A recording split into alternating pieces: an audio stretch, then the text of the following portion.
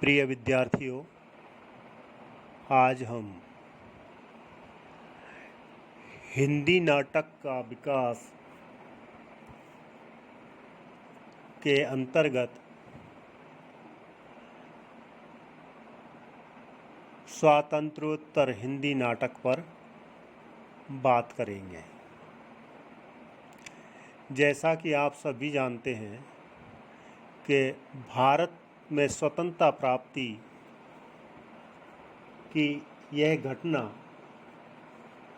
बहुत ही महत्वपूर्ण घटना मानी जाती रही है और मानी जाती रही क्या है, महत्वपूर्ण घटना थी भी। इस घटना ने संपूर्ण देश के परिवेश को प्रभावित किया और संपूर्ण देश के जीवन मूल्य एवं सामाजिक ढांचे में अभूतपूर्व परिवर्तन देखने को मिलता है। 200 वर्षों की लंबी गुलामी ने भारतीय मानस के तन मन की इकाई को संपूर्ण रूप से तोड़ दिया था। आज़ादी के बाद के भारत में जागृति के नवोन्मेष का संचार दिखाई देता है।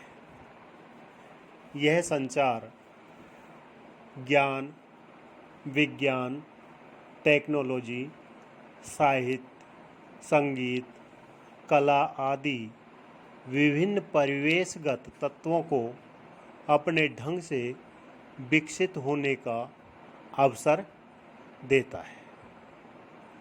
लेकिन हम भी जानते हैं कि परिवर्तन तुरंत नहीं हो जाता है, इसमें भी समय लगता है और स्वाधीनता प्राप्ति के पवित्र क्षणों में साहित्य भी अपनी भूमिका निभाने को तत्पर रहा। स्वतंत्रता प्राप्ति के पश्चात देश विभाजन की त्रासदी भी सामने आती है। इस त्रासदी ने मानो पूरे देश की जनता को दिग्भ्रमित सा चौराहे पर खड़ा कर दिया था। न तो वह पुराने मूल्य पूर्णतः छोड़ पा रहे थे और न नए मूल्यों को ही अपना पा रही थी। यानी जो जनता थी, जो जनमानस था, वो दिग्भ्रमित सा चौराहे पर खड़ा था। उसको कोई दिशा अपने लिए सही मालूम नहीं हो पा रही थी कि किस दिशा में मुझे आगे जाना चाहिए। यानी पुराने जो मूल्य हैं उनको ध्वस्त किया जाए या नए मूल्य निर्मित किए जाए। स्वतंत्रता प्राप्ति के बाद की यह संक्रांतिकालीन जड़ता स्वातंत्र्योत्तर हिंदी साहित्य के पूर्वार्ध में भी परिलक्षित होती है। जड़ता, अस्पष्टता और दिशाहीनता की दुविधाग्रस्त मन स्थिति में हिंदी के नाटककार नए नए विषयों की खोज में भटकने लगे, पर रचना, शिल्प और शैली प्रसाद एवं प्रसादोत्तरकालीन नाट्य परंपरा से अलग नहीं हो सकी। ऐसे समय में हिंदी नाटककार नाटक की नई और पुरानी दो शैलियों में बट गए। यहाँ पर ध्यान देने की बात यह है कि जो स्वाधीनता प्राप्त हमने की थी वह मात्र राजनीतिक स्वाधीनता थी। अधोगति की चरम सीमा पर पहुंचा भारतीयों का जीवन एक ओर अज्ञान, गरीबी, धार्मिक अंधविश्वास आदि से जर्जर था, तो दूसरी ओर भारतीय स्वतंत्रता का अंतिम लक्ष्य था शोषण मुक्त एक ऐसे समाज की संरचना जिसमें सभी का समान अधिकार हो। सन 1947 में सांप्रदायिक विच्छेद के कारण देश को दुखद वातावरण, दंगे फसाद का सामना करना पड़ा। वहाँ दूसरी ओर नवनिर्मित देश पाकिस्तान के समक्ष भी कम समस्याएं नहीं थी। इस दुविधाग्रस्त मन स्थिति की पराकाष्ठा तब हुई जब सन 1948 में 30 जनवरी को भारत में गांधी जी की मृत्यु के रूप में गहन क्षति का सामना करना पड़ा। यह घटना भारतीय जनता के लिए दुर्भाग्यपूर्ण थी। स्वतंत्रता के तुरंत बाद भारत की प्रमुख समस्याएं थी सांप्रदायिकता की समस्या, जनता को अन्न वस्त्र सुलभ कराने की समस्या तथा विदेशी आक्रमण से रक्षा। ऐसे समय में हिंदी नाटककारों के आगे नाटक का विषय, शैली, शिल्प चुनना एक चुनौती भरा काम था। स्वतंत्रता के बाद लिखे गए नाटकों में संघर्ष के बीच से गुजरते हुए भारतीय जनजीवन का चित्रांकन हुआ है। स्वातंत्र्योत्तर हिंदी नाटक वस्तुतः दो वर्गों में बट गया था। प्रथम वर्ग में वे नाटककार आते हैं जो प्रसाद युग या प्रसादोत्तर युग के नाटककार थे, जो आज़ादी के बाद की जड़ता की स्थिति को अपने पारंपरिक रचनाओं के द्वारा तोड़ने का प्रयास करते रहे। इस वर्ग के अंतर्गत लक्ष्मी नारायण मिश्र, उदय शंकर भट्ट, हरि कृष्ण प्रेमी, उपेंद्र नाथ अस्क, सेठ गोविंद दास, गोविंद वल्लभ पंत, भगवती चरण वर्मा आदि आते हैं। दूसरे वर्ग के अंतर्गत वे नाटककार आते हैं जिन्होंने नाटककार के रूप में अपना जीवन आज़ादी के बाद शुरू किया।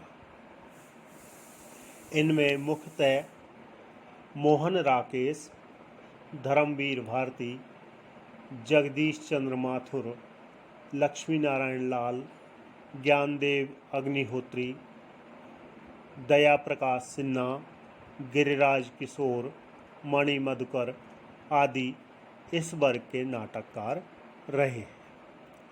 इन नाटककारों ने अपने नाटकों में परंपरागत प्रवृत्तियों का चित्रण किया ही साथ में नई शैली, शिल्प एवं मंचीय संभावना वाले नाटक भी लिखे।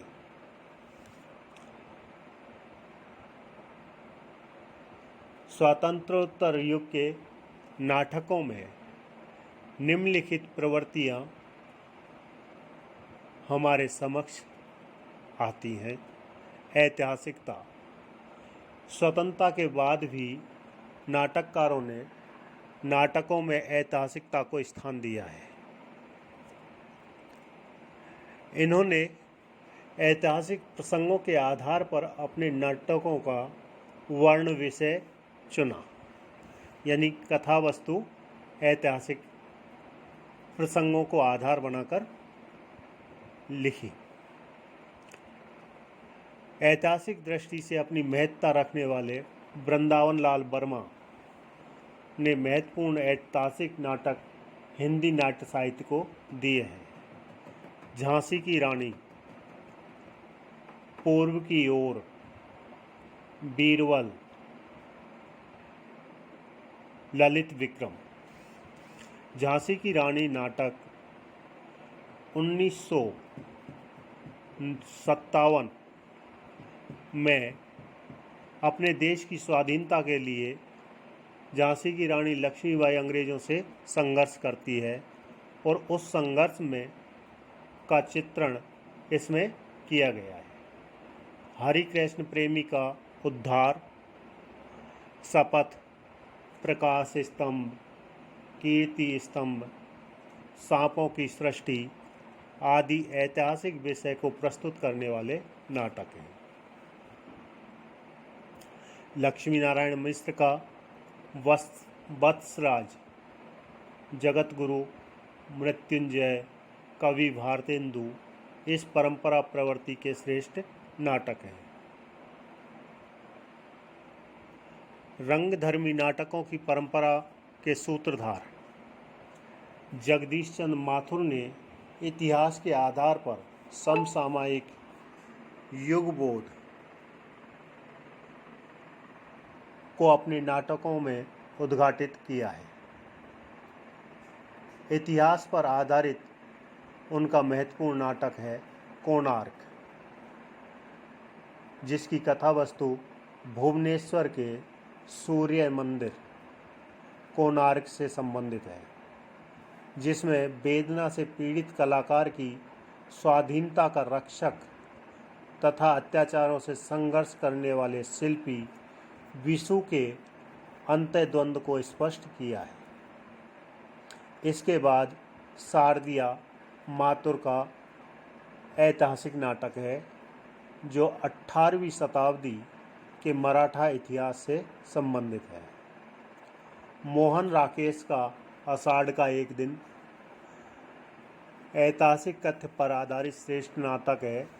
इतिहास के स्वर्ण पृष्ठ गुप्त काल को नाटककार ने अपने नाटक का विषय बनाया है।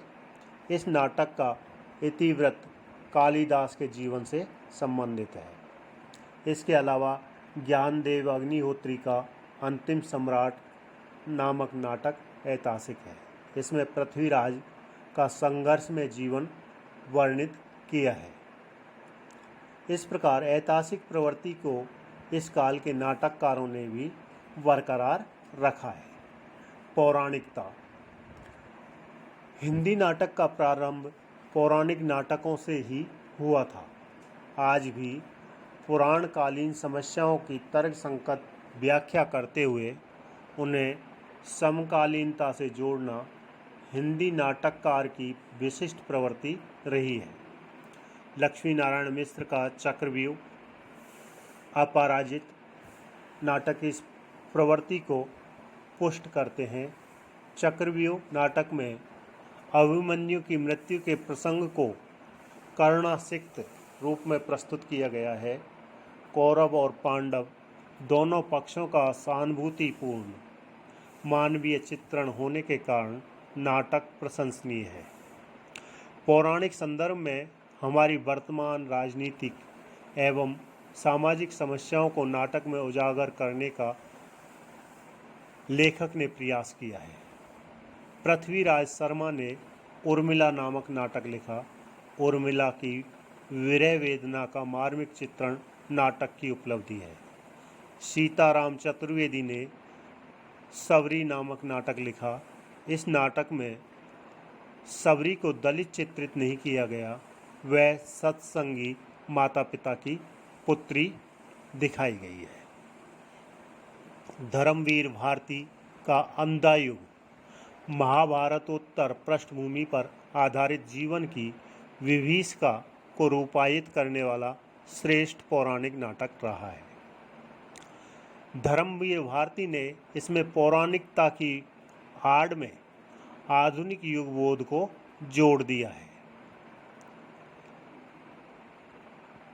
जैसा कि सुरेश गौतम कहते हैं कि महाभारत का पुनराख्यान आधुनिक युद्ध संस्कृत में एक मानदंड है, जिसके आलोक में भारती ने आज की समस्याओं के समक्ष अंधा युग के रूप में एक दर्पण रखा। किंतु खेद का विषय यह है कि आज के युग में सब अंधे हैं।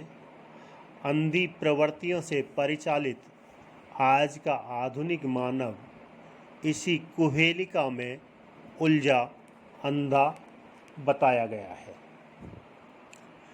पौराणिक तथा ऐतिहासिक विषय वस्तु वाले नाटकों ने मानव को नई बुद्धिवादी जीवन दृष्टि प्रदान की है।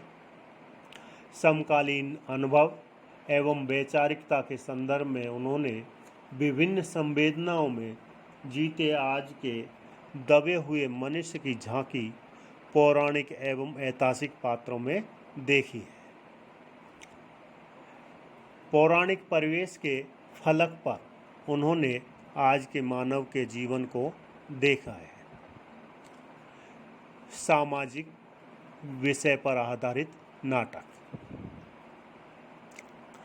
सामाजिक विषय को अपना वर्ण विषय बनाकर इस युग के नाटककारों ने अपने नाटकों को रंगमंच तथा जनता के करीब लाने का भरसक प्रयास किया है।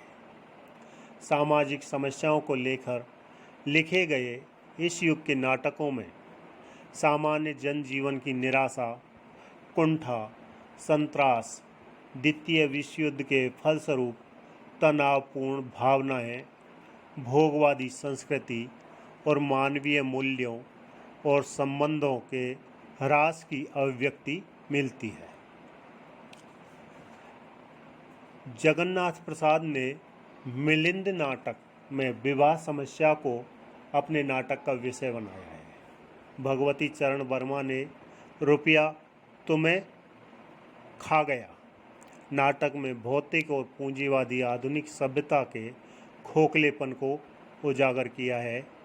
उभय कुमार ने नारी की साधना नाटक में नारी से संबंधित दाम्पत्य जीवन की विसंगवादिता के प्रश्न को उठाया है। विष्णु प्रभाकर द्वारा रचित डॉक्टर नाटक में मन में कर्तव्य और भावना के द्वंद्व को निरूपित किया है। विनोद रस्तोगी के नाटक आज़ादी के बाद में शरणार्थी और शोषित वर्ग की समस्याएं मर्मस्पर्शी ढंग से चित्रित की गई है।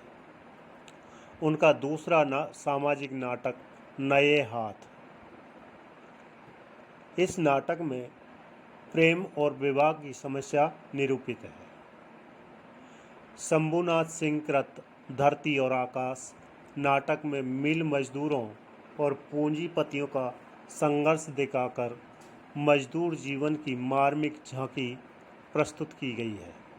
नरेश मेहता ने सुबह के घंटे नाटक में परतंत्र और स्वतंत्र भारत की राजनीति का मूर्त चित्र प्रस्तुत किया है। रोटी और बेटी नामक नाटक में नरेश मेहता ने हरिजन समस्या उठाई है जो अभी तक समाज के भीतर जड़ में व्याप्त है। डॉक्टर लक्ष्मी सागर बार्सने द्वारा उद्धृत कथन में स्वयं लेखक कहते हैं कि हरिजन हमारे देश का राष्ट्रपति बन सकता है, पर भीतर ही भीतर एक बहुत बड़े समाज के साथ साथ रोटी और बेटी का व्यवहार नहीं कर सकता।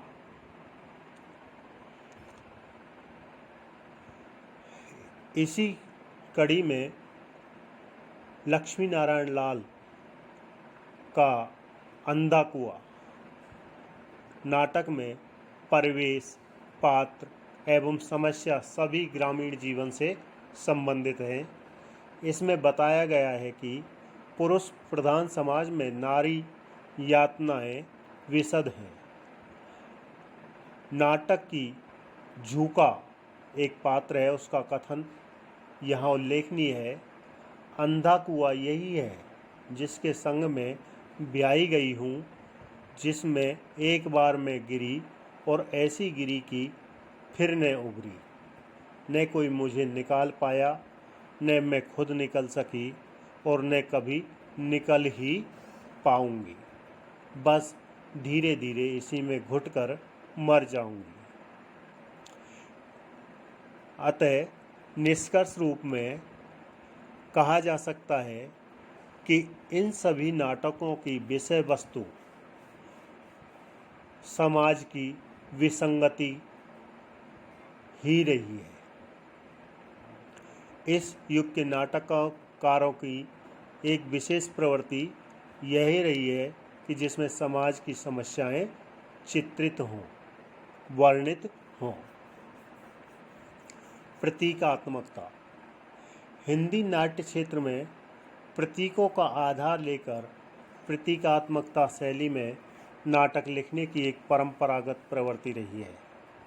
जगदीश चंद्र माथुर कृत कोणार्क उल्लेखनीय नाट्यकृति है। इस नाटक में कोणार्क मानवीय संवेदना और सौंदर्य बोध का प्रतीक है।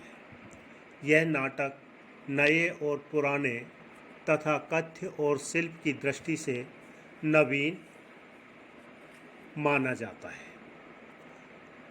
धर्मवीर भारती का अंधा युग भी एक प्रतीकात्मक नाटक है।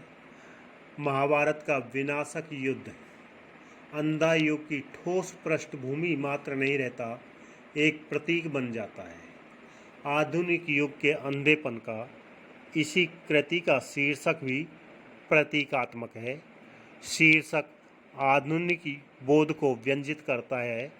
देखिए, युद्धोपरांत यह अंधा युग अवतरित हुआ, जिसमें स्थितियां, मनोवृत्तियां, आत्माएं सब विकृत हैं, पर शेष अधिकतर हैं अंधे, पथभ्रष्ट, आत्महारा, विगलित, अपने अंतर की अंध गुफाओं के वासी।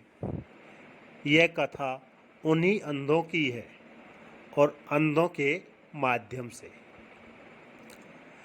प्रस्तुत नाटक के सभी पात्र प्रतीकात्मक हैं, यहाँ तक कि अंधा युग का ब्रह्मास्त्र भी वर्तमान अणुबम का प्रतीक है।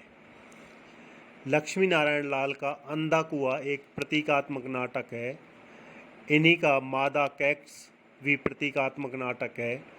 कैक्ट्स को प्रतीकात्मक रूप में रखकर सुधीर, अरविंद, दद्दा, सुजाता, आनंद आदि पात्रों के द्वारा उच्च वर्ग का खोखलापन प्रदर्शित किया गया है। नाटक में अरविंद उपयोगिता को जीवन मानने वाले आज के आदमी का प्रतीक है। मादा कैक्स नए युग के भौतिक सुख विकास का प्रतीक है। लक्ष्मी नारायण लाल का ही सुंदर रस भी प्रतीकात्मक नाटक है। प्रतीक रूप में आधुनिक पीढ़ी का अपने को सौंदर्य के पीछे दौड़ाने की प्रवृत्ति पर इसमें व्यंग किया गया है। इस प्रकार प्रतीकात्मक शैली में नाटक लिखने की प्रवृत्ति चल पड़ी। रंगमंचीयता। स्वतंत्रता के पश्चात हिंदी नाटक में कथा और शिल्प के स्तर पर जिस नए रूप का संकेत दिया गया, उसमें नए नए प्रयोगों की प्रवृत्ति प्रधान थी। रंगमंच और नाटक को अधिक निकट लाने और उसे आम आदमी से जोड़ने के संकल्प ने ही नाटककारों को नए नए प्रयोगों के लिए प्रोत्साहित किया। स्वातंत्र्योत्तर हिंदी नाटक प्रधानतः प्रयोगधर्मी है। नित्य नए नए प्रयोगों की प्रवृत्ति ने नाटककारों का ध्यान लोकनाट्य परंपरा के पुनरावेशन की ओर आकृष्ट किया। परिणाम स्वरूप रंगमंच को दर्शकों से जोड़ने के प्रयास में लोकगीतों एवं संगीत का समावेश भी नाटकों में होने लगा। 1954 में संगीत नाटक अकादमी और सन 1959 में राष्ट्रीय नाट्य विद्यालय की स्थापना ने हिंदी नाटक के लिए जो रंगमंचीय वातावरण तैयार किया, उससे सामाजिक नाटक का शिल्प भी प्रभावित हुआ। नाटकों को अभिनय बनाने के लिए दृश्यों व अंकों की संख्या भी कम कर दी गई। प्रस्तावना व मंगलाचरण का अभाव है। संवाद छोटे छोटे तथा आवश्यकता अनुसार है। रंगमंच को व्यवसाय साध्य स्थिति से बचाकर रोज़मर्रा की जिंदगी से जोड़ने के लिए मंच की सादगी तथा प्रतीकात्मकता पर बल दिया गया है। प्रकाश, छाया, संगीत तथा ध्वनि का भी प्रयोग किया जाने लगा है। 1958 में संगीत नाटक अकादमी द्वारा हिंदी नाटक और प्रदर्शन प्रतियोगिताओं में मोहन राकेश के आषाढ़ का एक दिन नाटक के लिए और कलकत्ता की अनामिका नाट्य मंडली को सर्वश्रेष्ठ प्रदर्शन के लिए पुरस्कृत किए जाने संबंधी घटनाओं ने हिंदी नाटककारों और रंगकर्मियों के लिए प्रेरणा का वातावरण तैयार किया।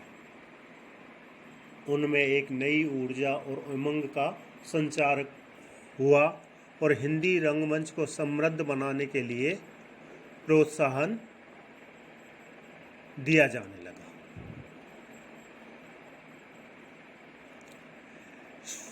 अंततः निष्कर्ष रूप में कहा जा सकता है कि स्वातंत्रोत्तर हिंदी नाट्य साधना में कथ्य, शैली, शिल्प एवं रंग सृष्टि के स्तर पर नवीनतम प्रवृत्तियों का विकास हुआ।